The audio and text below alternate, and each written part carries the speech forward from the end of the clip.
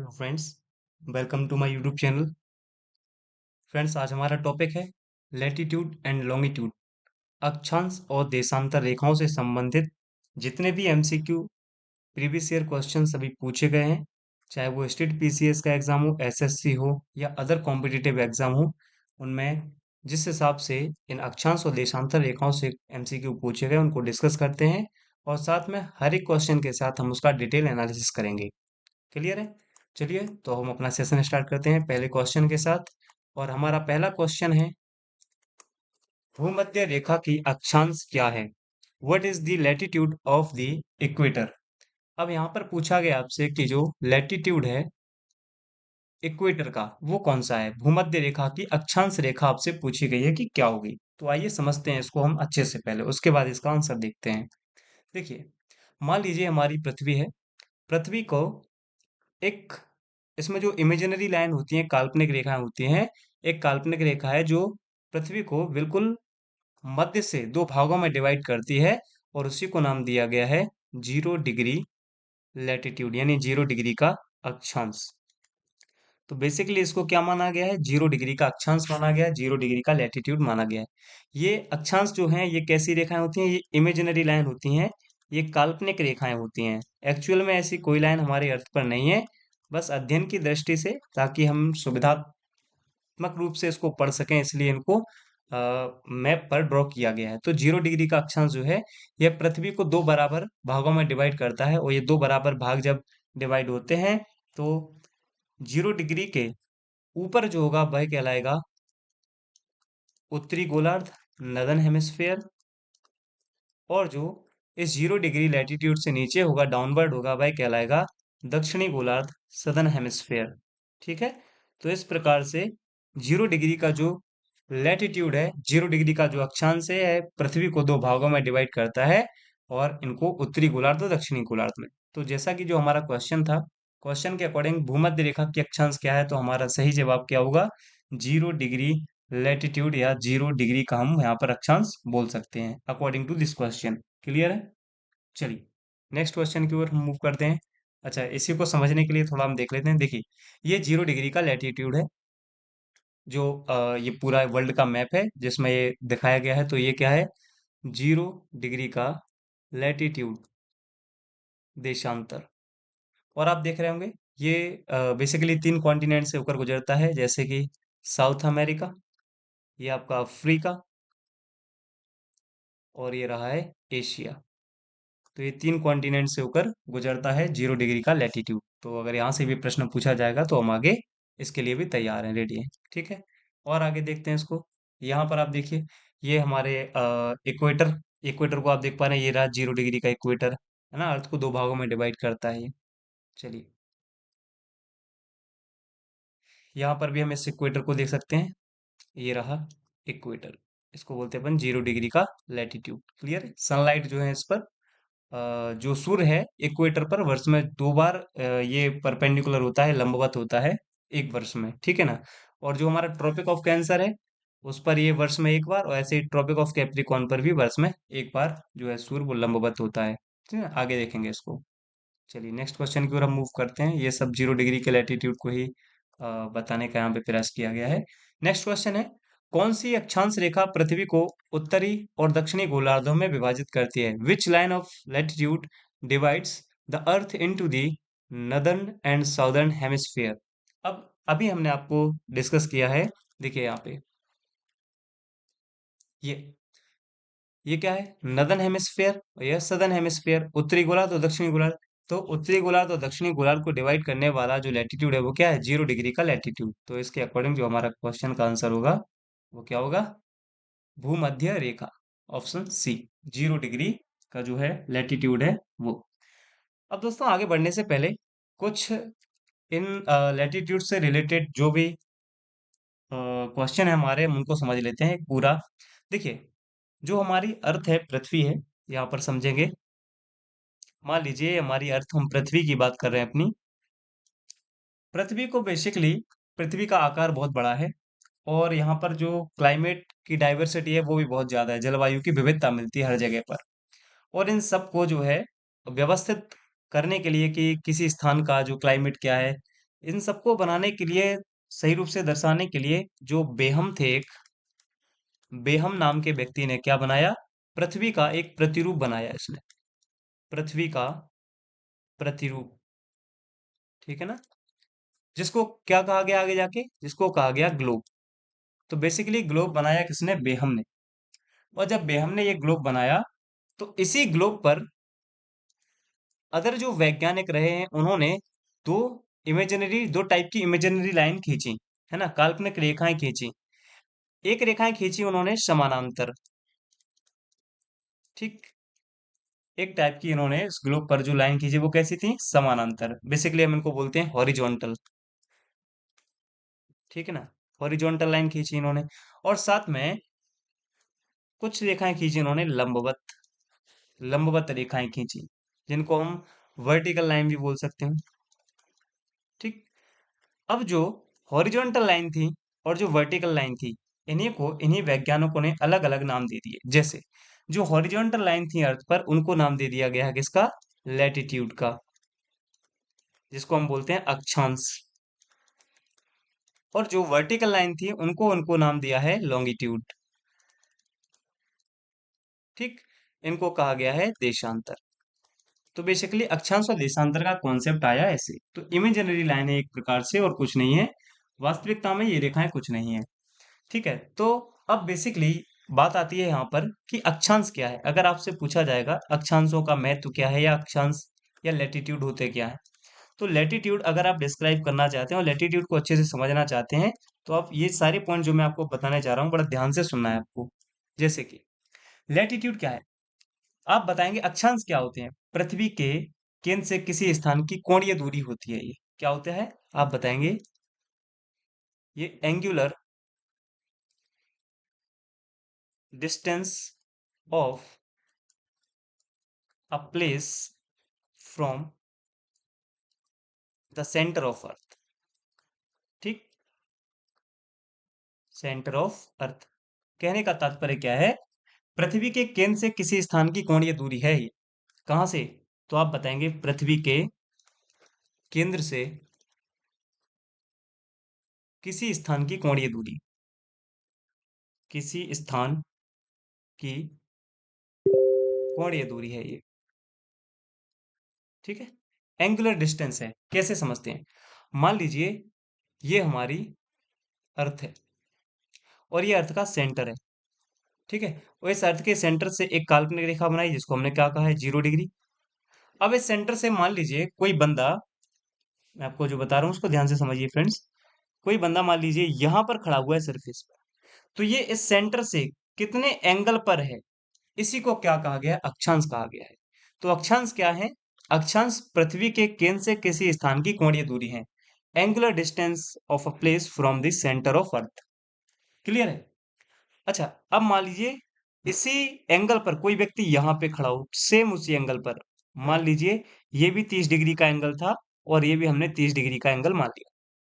तो ये दोनों अक्षांश सेम एंगल पर है, और इन सेम एंगल पर जो दोनों अक्षांश है, तो इनको जो इमेजिनरी लाइन आपस में मिलाती है दोस्तों, इन्हीं को कहा जाता है अक्षांश रेखाएं। क्या कहा जाता है इनको, अक्षांश रेखा। ये क्या था, ये था जो एंगल दूरी थी, जो कोणीय दूरी थी, उसको कहा गया है लैटिट्यूड, अक्षांश। और अक्षांश रेखा क्या है, दो समान अक्षांशों को मिलाने वाली, दो समान अक्षांशों को मिलाने वाली जो भी रेखा होगी वह अक्षांश रेखा कहलाएगी। A line joining two equal latitude, है ना, दैट इज लैटिट्यूड लाइन, वो अक्षांश रेखा कहलाएगी। यहां तक सारी आप बात समझ गए होंगे। तो अक्षांश और अक्षांश रेखाओं में क्या डिफरेंस है, आप समझ गए होंगे। ये क्या है, ये एंगुलर डिस्टेंस है, ये कोणीय दूरी है। और ये क्या है, जो इक्वल अक्षांश हैं, जो इक्वल अक्षांश हैं उनको मिलाने वाली एक रेखा है ना। ये क्या है, lining join to equal latitude, equal latitude, है ना। तो समान अक्षांशों को मिलाने वाली रेखा अक्षांश रेखा। और अक्षांश क्या है, पृथ्वी के सेंटर से जो भी कोणीय दूरी है सतह की, उसको हम अक्षांश कहते हैं। आई होप अक्षांश और अक्षांश रेखाओं में जो बेसिक सा डिफरेंस है वो आप समझ गए होंगे। क्लियर है। अब आगे बात करते हैं, अक्षांश की खास बात क्या है? अगर आप इनकी विशेषताएं देखेंगे तो अक्षांश रेखाएं सभी कैसी होती हैं? क्षैतिज होती हैं ये हॉरिजॉन्टल होती हैं। ठीक। दूसरा, एक रेखा दूसरे के समानांतर होती है। कैसी होती हैं? समानांतर होती हैं एक दूसरे के। मान लीजिए एक लैटिट्यूड, मान लीजिए यहाँ पे हम अर्थ बनाते हैं, तो मान लीजिए एक लैटिट्यूड ये रहा, तो अगला जो लैटिट्यूड होगा एक दूसरे के कैसे होंगे? ये पैरेलल होंगे, समानांतर होंगे। लिख सकते हैं हम यहाँ पर, है ना? ये एक दूसरे से कैसे होंगे? पैरेलल। दूसरा पॉइंट क्या बताएंगे? अच्छा, पैरेलल कैसे हैं? तो आप देखेंगे दो इक्वल, जो दो लाइन होंगी, दो अक्षांश रेखाएं होंगी, उनके बीच की जो दूरी है वो हमेशा सेम रहेगी, डिस्टेंस सेम रहेगी, है ना? तो इनका जो इक्वल डिस्टेंस रहता है, यहाँ पे हम लिख सकते हैं इक्वल डिस्टेंस से मतलब क्या है? मान लीजिए एक ये अक्षांश है, एक अक्षांश है, तो इन दोनों के बीच की जो दूरी है वो हमेशा सेम रहेगी। यानी एक अक्षांश से दूसरे अक्षांश के बीच की जो दूरी है वो हमेशा सेम रहेगी। वो कितना माना जाता है? लगभग 111 किलोमीटर, 111 पॉइंट कुछ आता है, लेकिन अभी हम मोटा मोटा याद रखेंगे 111 किलोमीटर ये माना जाता है। ठीक है ना? अगला हम क्या बता सकते हैं अक्षांश रेखाओं में? अक्षांश रेखाओं में दोस्तों अगला पॉइंट हम इसकी विशेषताओं में बता सकते हैं कि ये एक प्रकार से सर्कल होती हैं। ये कैसी होती हैं? वृत्ताकार होती हैं अक्षांश रेखाएं। आप देखेंगे, मान लीजिए यहां से शुरू होगी ये, तो फ्रंट से अगर आप इसको पूरा लेके जाएंगे इस प्रकार से, और ये यहां लौट के आएगी, तो एक प्रकार से ये सर्कल बनाती हैं, वृत्ताकार रेखाएं होती हैं ये। और सबसे बड़ा जो व्रत बनाती है वो कौन है? हम बताते हैं, वो है 0 डिग्री का हमारा अक्षांश। इसलिए 0 डिग्री के अक्षांश को कहा जाता है महान व्रत। क्या कहा जाता है? महान व्रत। ग्रेट सर्कल कहा जाता है इसको, ग्रेट सर्कल। आई होप ये पॉइंट आपको क्लियर होगा। ठीक है। तो ये कंप्लीट सर्कल बनाती हैं अक्षांश रेखाएं, पूर्ण व्रत बनाती हैं। अगला आपसे पूछा सकता है दोस्तों, यहां से आगे बढ़ते हैं थोड़ा, 10 सेकेंड, ये सारे पॉइंट्स थोड़ा रुकेंगे दोस्तों, वेट करेंगे थोड़ा। देखिए, अब जो बताया उसके बाद अक्षांश में जो अब नेक्स्ट हम उसकी विशेषता देख रहे हैं वो क्या है? इनकी संख्या पूछी जाती है, अक्षांशों की संख्या कितनी होगी? ठीक। संख्या देखिए दोस्तों, जब हम इनकी संख्या की बात करते हैं तो मान लीजिए ये स्टार्ट होता है 0 डिग्री से। मान लीजिए अपना अर्थ है, यहाँ पर मान लिया अर्थ बताया अपन ने, ये 0 डिग्री है। 0 डिग्री से ऊपर जाते जाएंगे, यहाँ जब बिल्कुल नॉर्थ पोल पर पहुंचेंगे तो 90 डिग्री यहाँ पर होगा, और 90 डिग्री यहाँ पर। लेकिन देखिए जैसे 0 से 1 बनेगा, ऐसे धीरे धीरे जाएंगे तो 66.5 आएगा, फिर आएगा, फिर आएगा, ऐसे 90 तक। ऐसे सेम नीचे होगा, यहाँ पर 66.5 आएगा, 23.5 आएगा, इस प्रकार से 90 आएगा। तो मान लीजिए 0 से 90 ये रहे, और 0 से 90 ये रहे। क्लियर है? तो संख्या में 90 उत्तरी गोलार्ध की और 90 दक्षिणी गोलार्ध की। ठीक है। और प्लस एक 0 डिग्री का भी तो रहेगा ये, तो साथ में एक होगा 0 डिग्री का लैटिट्यूड। और जब हम इनका टोटल करेंगे तो हमारा आंसर कितना आएगा? 90, 90, 180, और 0 डिग्री का एक और, तो इनकी संख्या होगी 181। लेकिन 181 क्या है? 181 दोस्तों है लैटिट्यूड। क्या है ये? लैटिट्यूड। 180 केवल लैटिट्यूड होंगे, अर्थात 181 जो संख्या वो किनकी है? अक्षांशों की होगी।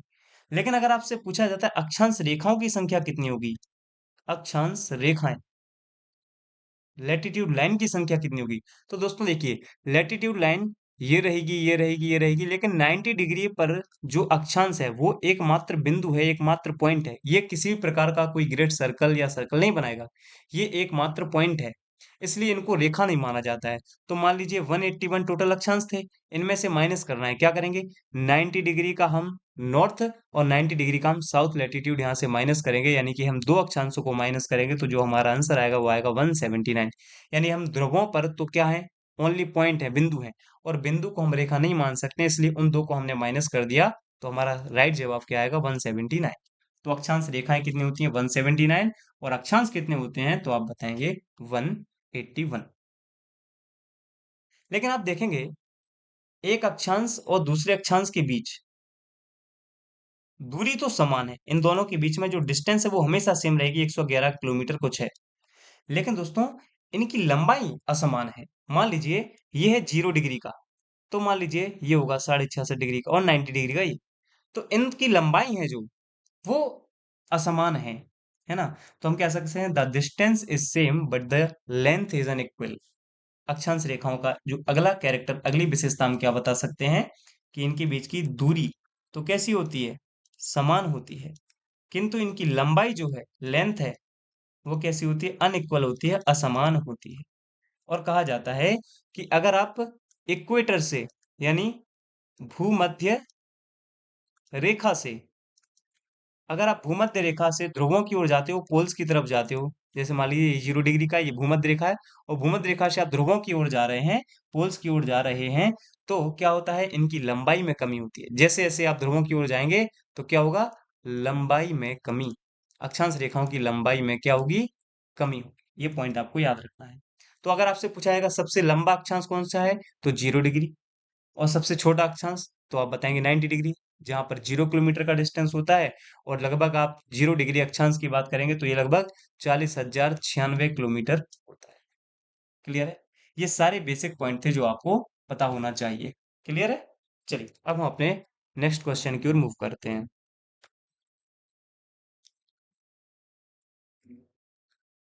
तो आई होप इस क्वेश्चन का जवाब आपको मिल गया होगा, भूमध्य रेखा होगा।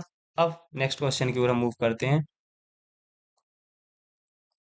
नेक्स्ट क्वेश्चन देखिए, इसमें पूछा गया है, थोड़ा मैनेज करना दोस्तों इसको। प्रधान देशांतर क्या है? प्रधान देशांतर की देशांतर क्या है? What is the longitude of the prime meridian?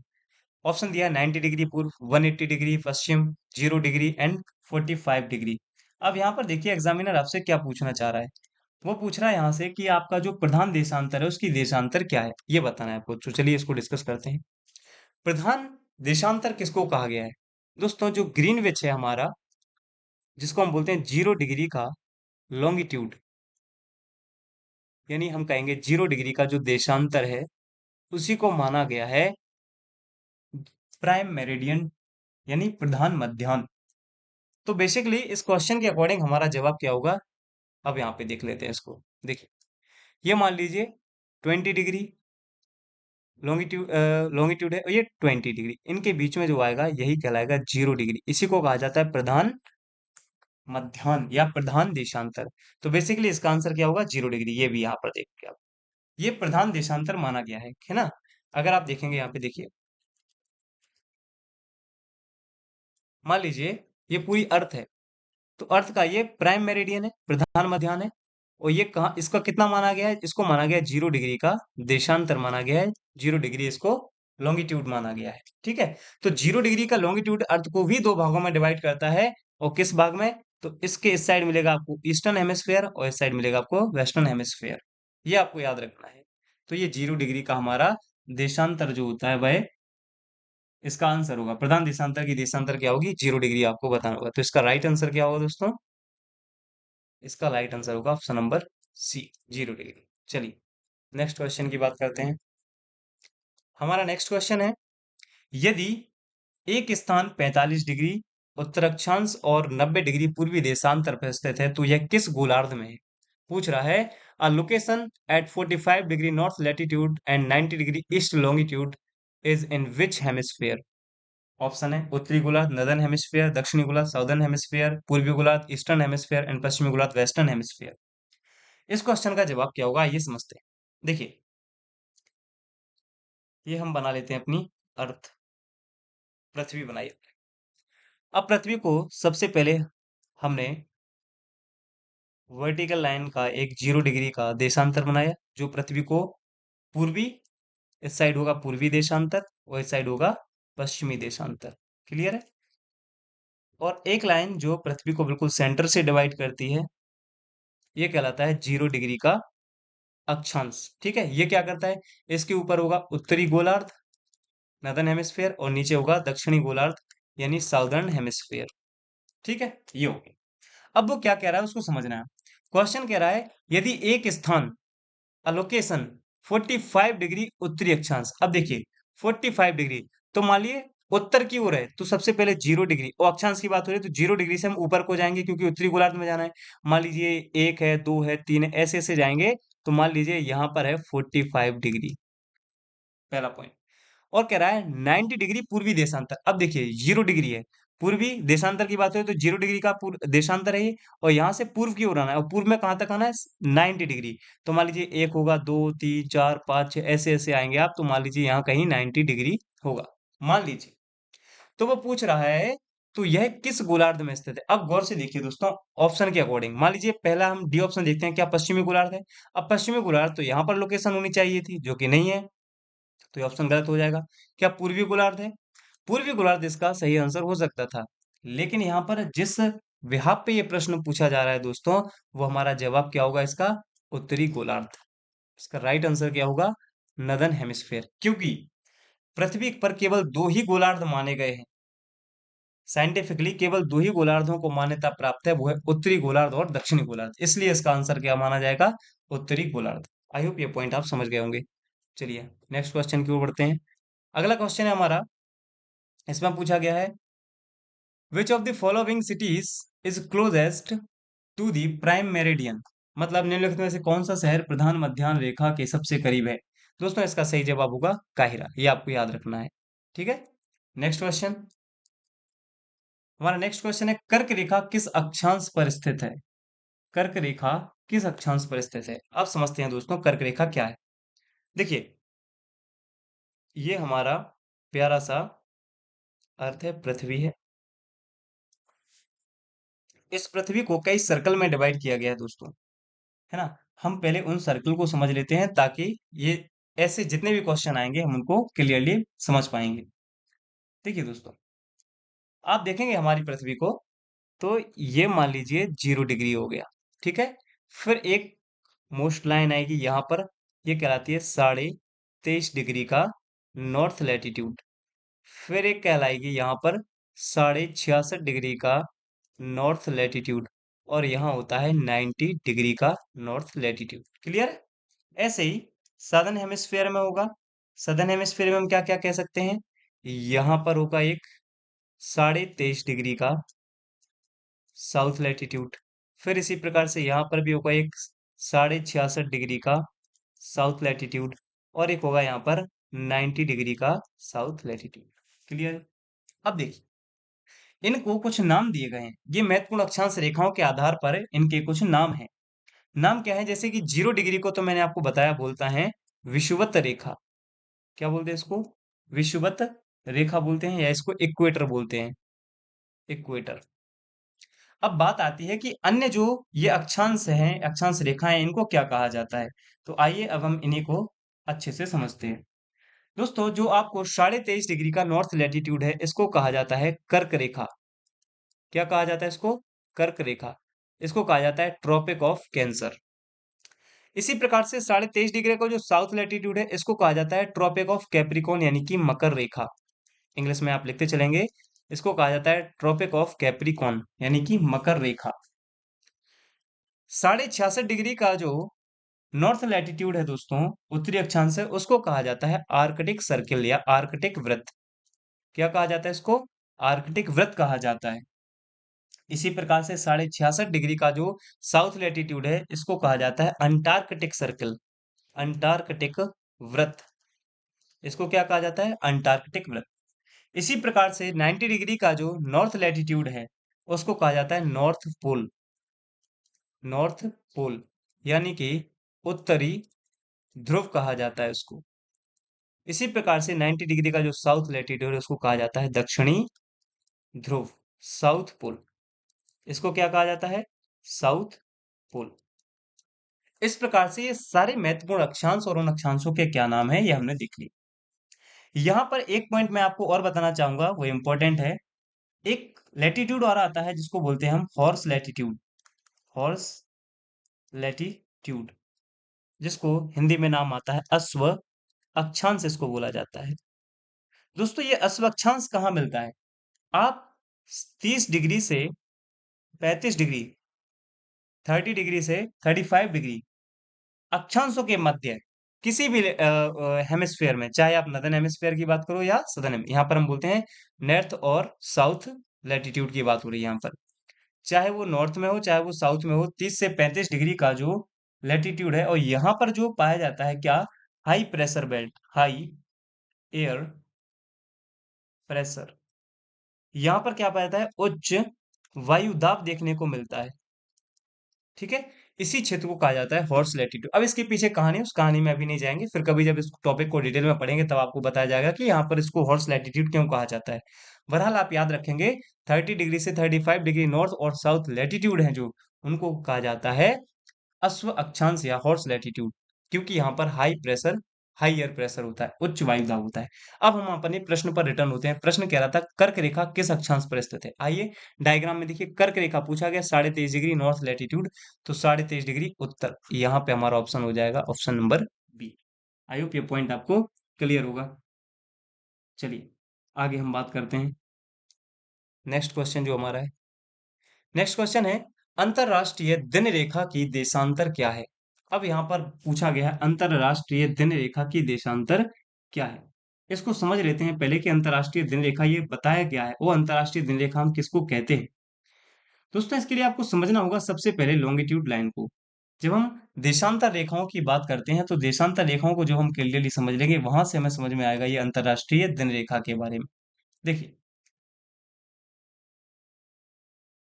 अर्थ पर जितनी भी लंबवत रेखाएं हैं उनको क्या कहा जाता है, लॉन्गिट्यूड लाइन कहा जाता है। सबसे पहले तो हम यहाँ पर कुछ बातें देशांतर के बारे में समझ लेते हैं कि देशांतर होता क्या है। ठीक, यहाँ पर बात हो रही है लॉन्गिट्यूड लाइन की। चलिए सबसे पहले हम समझते हैं कि ये लॉन्गिट्यूड होता क्या है।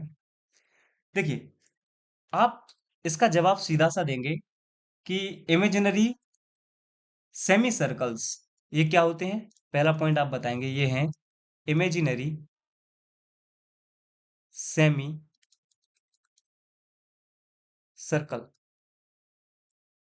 ठीक, क्या है ये है काल्पनिक अर्धवृत्त। ये पूर्ण वृत्त नहीं बनाते हैं, ये अर्धवृत्त बनाते हैं। और ये क्या करते हैं, ये लाइनिंग ज्वाइन करते हैं the north and south poles. क्या करते हैं आप बताओगे, lines joining the north and south poles, मतलब उत्तरी एवं दक्षिणी ध्रुव को मिलाने वाली रेखाएं ये। यानी अर्थ पर नॉर्थ पोल को साउथ पोल से मिलाने वाली जो इमेजिनरी सेमी सर्कल्स हैं वही क्या कहलाती हैं, देशांतर रेखाएं कहलाती हैं। क्लियर है। अच्छा, देशांतर रेखाओं की खास विशेषताएं क्या हैं, एक एक से हम उन विशेषताओं के बारे में भी यहाँ पे चर्चा कर लेते हैं। जब पॉइंट आया है तो यहाँ पर हम उसके बारे में भी चर्चा करेंगे। जैसे क्या क्या पॉइंट पूछे जा सकते हैं। एक तो ये कैसी होती हैं आप बताएंगे, देशांतर रेखा होती हैं वर्टिकल, है ना। कैसी होती हैं ये, ऊर्ध्वाधर होती हैं, जबकि वो क्षैतिज होती थी, ऊर्ध्वाधर। दूसरा क्या विशेषता बताएंगे, दूसरा बताएंगे ये सेमी सर्कल होती हैं, सेमी सर्कुलर होती हैं, यानी अर्ध वृत्ताकार होती हैं ये। अर्धवृत्ताकार क्यों होती हैं, क्योंकि ये सिर्फ ऐसा सर्कल बनाती हैं, कंप्लीट सर्कल नहीं बनाती है, इसलिए बोलते हैं अर्धवृत्ताकार होती हैं ये। ठीक, और ध्यान रखेंगे दोस्तों, each longitude divides the earth into two equal part. यानी आप कह सकते हो कि प्रत्येक देशांतर जो होगा, प्रत्येक देशांतर पृथ्वी को दो बराबर भागों में बांटता है, दो बराबर भागों में बांटता है। ये सबसे इंपॉर्टेंट पॉइंट है ना।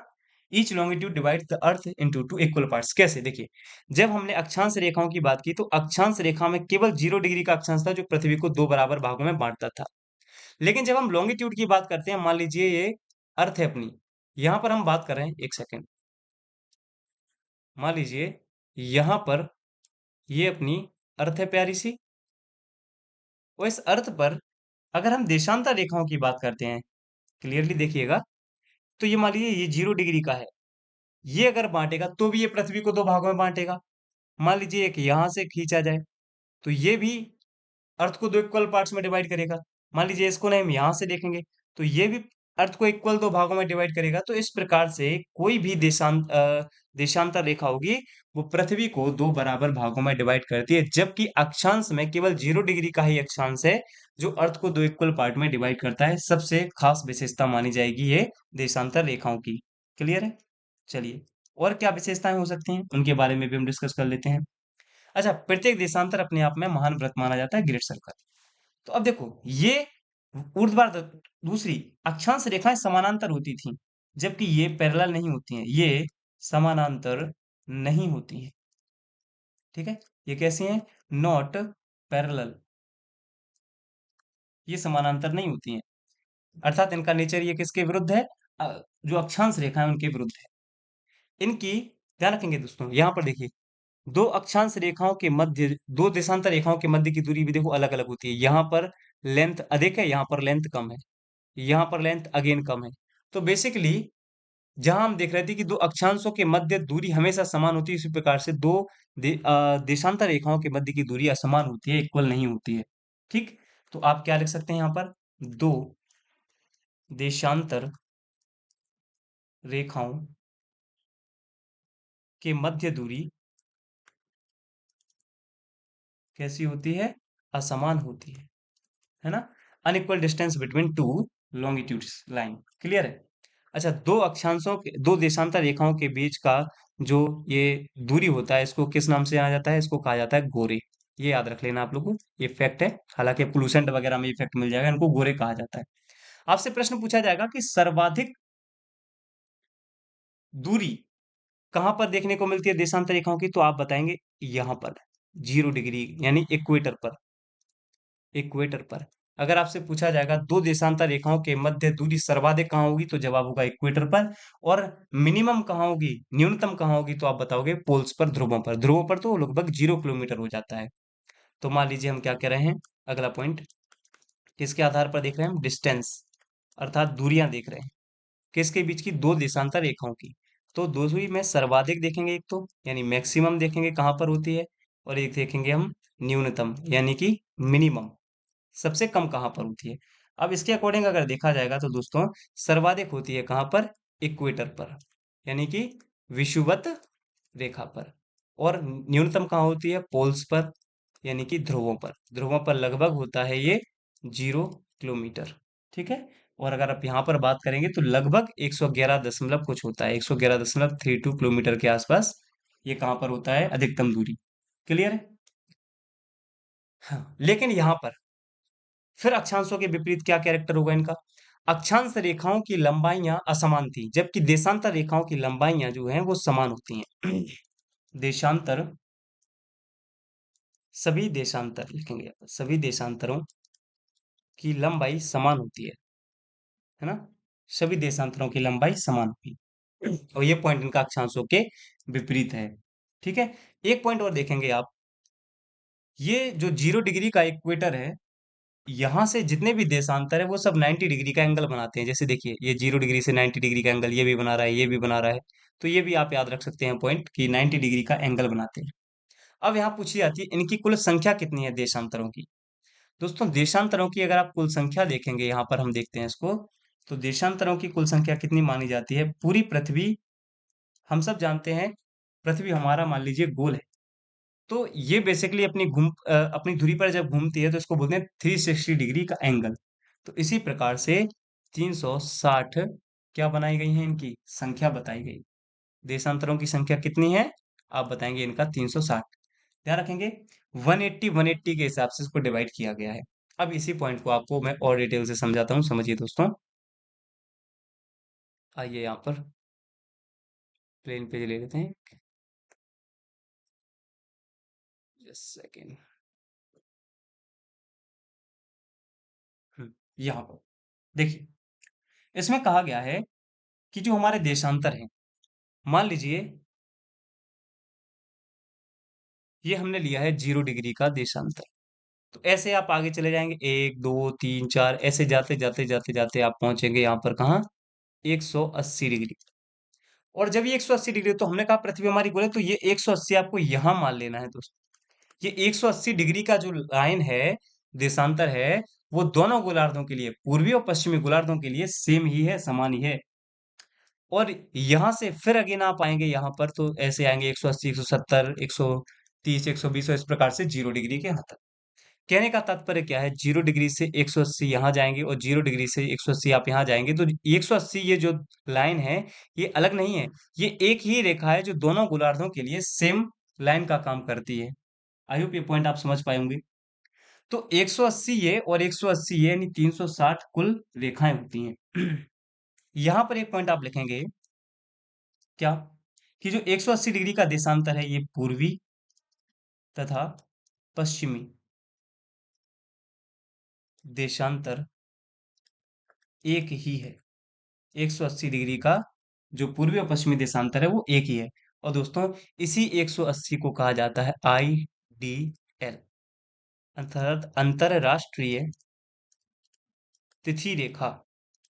क्या कहा जाता है इसको, इंटरनेशनल डेट लाइन, इसी को कहा जाता है अंतरराष्ट्रीय तिथि रेखा कहते हैं। ठीक है, ये बात आपको क्लियर हुई। इसी 180 डिग्री को अंतरराष्ट्रीय तिथि रेखा माना गया है। सबसे इंपॉर्टेंट पॉइंट इसके बारे में यही है। और ये जो 180 डिग्री का देशांतर है इसी को हमने अंतरराष्ट्रीय तिथि रेखा के रूप में जो है दर्जा दिया है।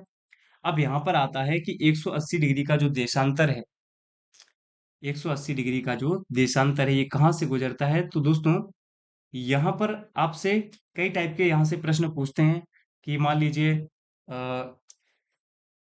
पूर्वी गोलार्ध में इतना समय हुआ है और पश्चिमी गोलार्ध में इतना समय हुआ है। तो ये क्वेश्चन हम समय आने पर करेंगे, इनको डिटेल में हम सारे क्वेश्चंस को सॉल्व करेंगे।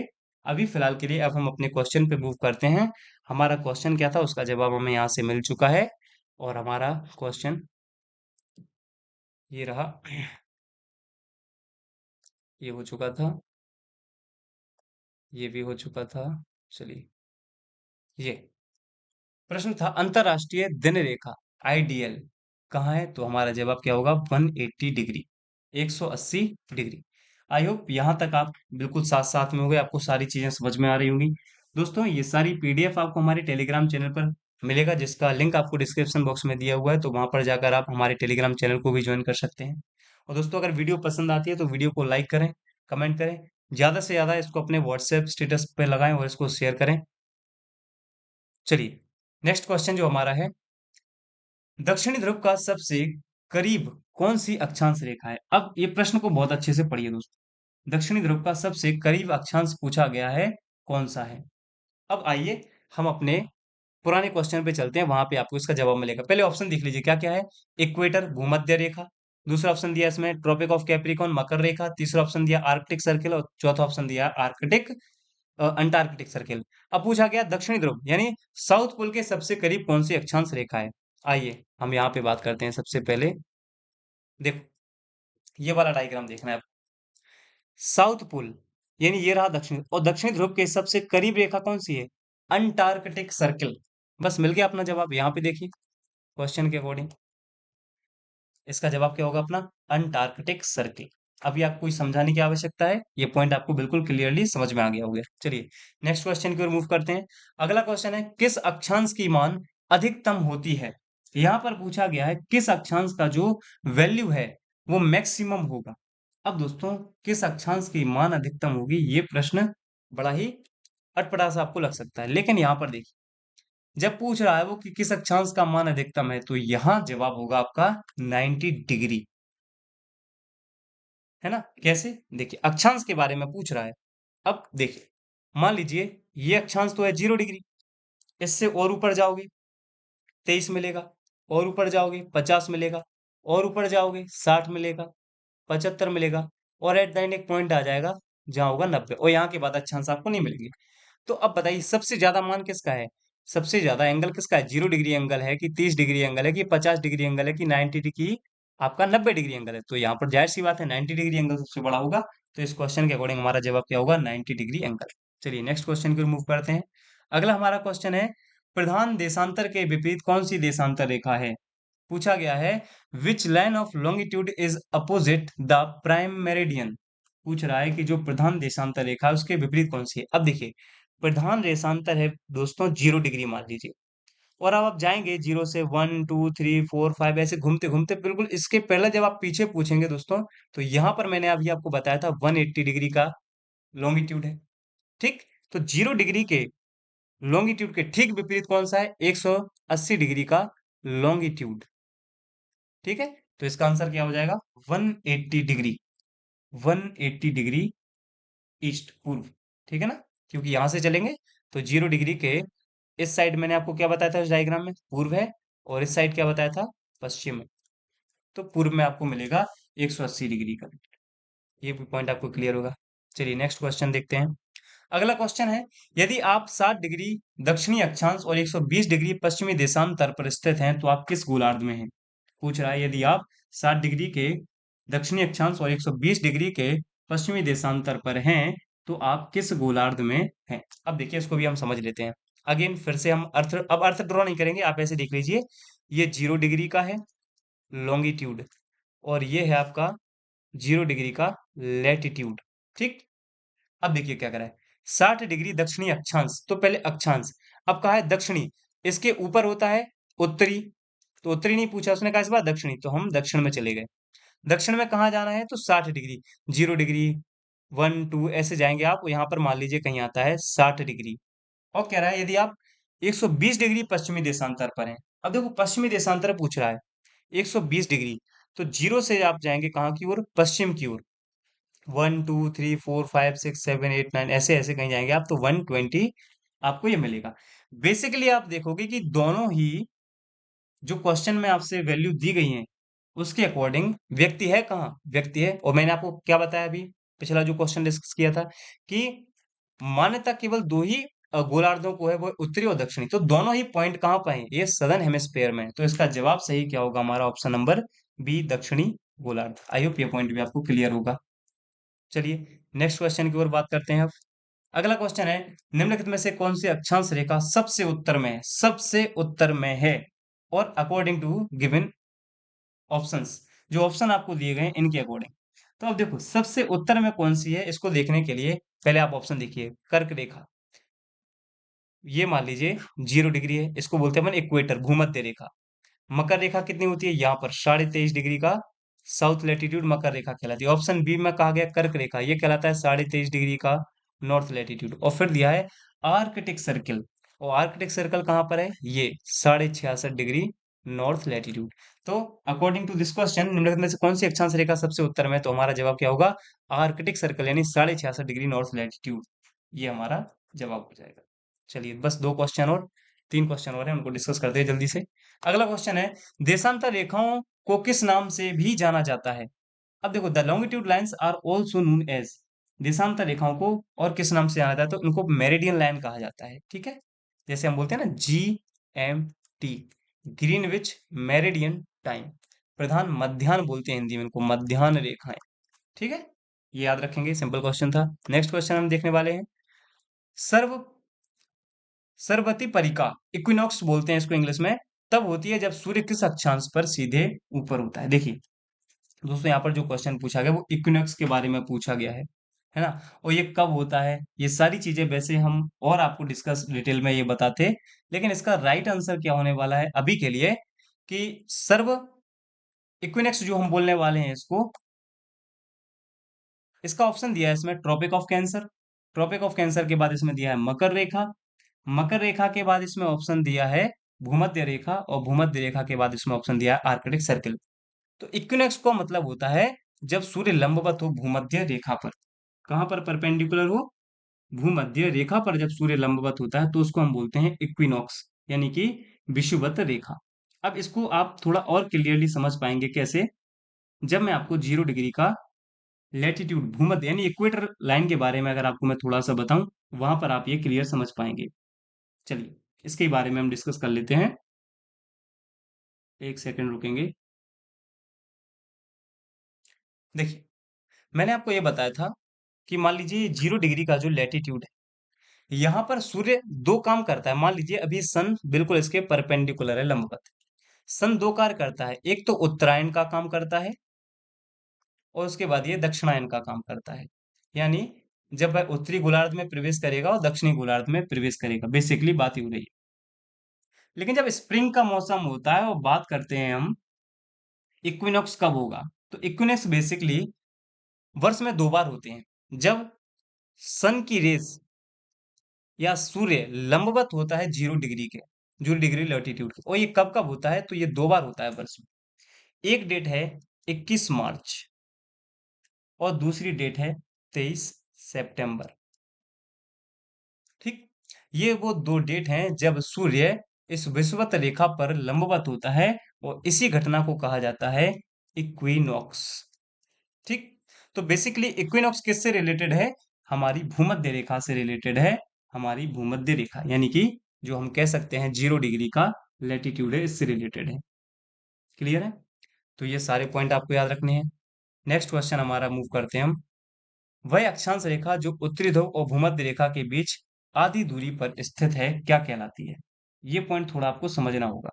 क्या कह रहा है? वह अक्षांश रेखा जो उत्तरी ध्रुव और भूमध्य रेखा के बीच आधी दूरी पर स्थित है। देखो, अगर हम उत्तरी ध्रुव और भूमध्य रेखा के बीच की आधी दूरी बात करेंगे तो हमारा जवाब आ गया यहाँ पर कर्क रेखा। ठीक है, ट्रॉपिक ऑफ कैंसर। यहाँ पर ये हमारे 15 क्वेश्चन हमने डिस्कस किए दोस्तों, ये मैप है। अगर आपको वीडियो हमारा पसंद आता है तो वीडियो को लाइक करें, कमेंट करें, ज़्यादा से ज़्यादा अपने दोस्तों के साथ इस वीडियो को शेयर करें। साथ में हमारे टेलीग्राम ग्रुप से जुड़ने के लिए आप हमारे डिस्क्रिप्शन बॉक्स में दी हुई लिंक के माध्यम से टेलीग्राम चैनल को ज्वाइन कर सकते हैं। आप अपने सुझाव कमेंट जरूर दीजिए, वीडियो कैसा लगा इसके बारे में जरूर बताइए। चलिए मिलते हैं नेक्स्ट वीडियो में, तब तक अपना ध्यान रखें। Thank you.